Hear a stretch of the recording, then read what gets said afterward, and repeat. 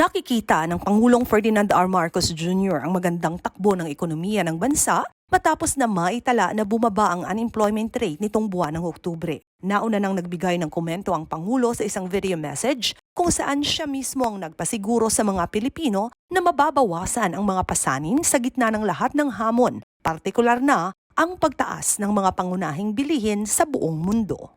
Ng balita na tumaas ang inflation rate na hanggang 8% last November, meron namang kasabay na mas magandang balita na bumaba ang unemployment rate sa 4.5% mula sa 5%. Kaya kahit papaano ay hindi malakas ang loob natin, hindi tayo magkakaroon ng recession dito sa Pilipinas dahil masyadong mababang unemployment rate. At kung maalala ninyo sa pagsimula namin dito sa administrasyong ito ay pinag-usapan na namin ay trabaho talaga ang aming uunahin. Kaya yan ang nakikita ngayon natin na nangyayari. Pagpatuloy lang natin yan. Para naman sa isang business leader, naniniwala siya na ang pagbukas ng ekonomiya at ang pagtulak ng administrasyon ng Pangulong Marcos na makalikha ng mas maraming trabaho ang siyang nagtulak kung bakit bumaba ang datos ng mga walang trabaho sa bansa. Ayon kay Employers Confederation of the Philippines President Sergio Ortiz Luis Jr., naniniwala siya na ang pagbangon ng bansa ay dahil na rin sa mga micro-industries kung kaya't maging ang inflation ay maaaring pamahalaan.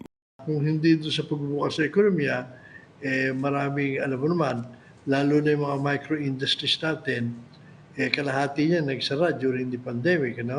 65% of employment comes from them.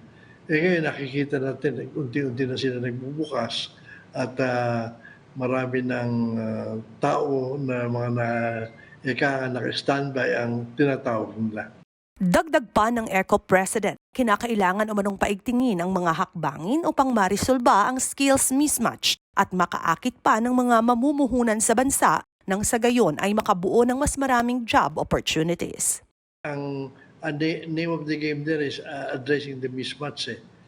Kung ano yung hinahanap ng mga industriya, hinahanap ng mga employers, yun ang hinahanap natin ng kamats. So, yun ang importante.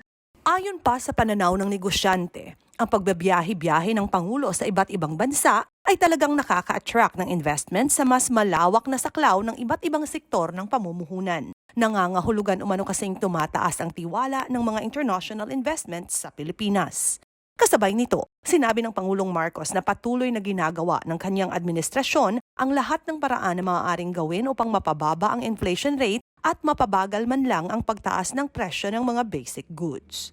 At asahan ninyo na lahat ng paraan na maaari nating gawin ay gagawin natin para pababain ang inflation rate at gawing mas mabagal man lang ang pagtaas ng presyo.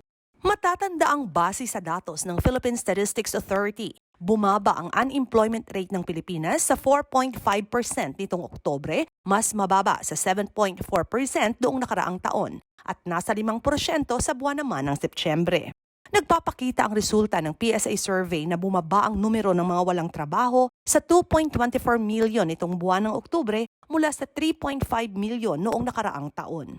Ibig sabihin, ang employment rate o bilang ng mga may trabaho ay tumaas sa 95.5% na siyang pinakamataas na naitala mula pa sa buwan ng Enero noong taong 2020. Jinky Baticados, IBC News.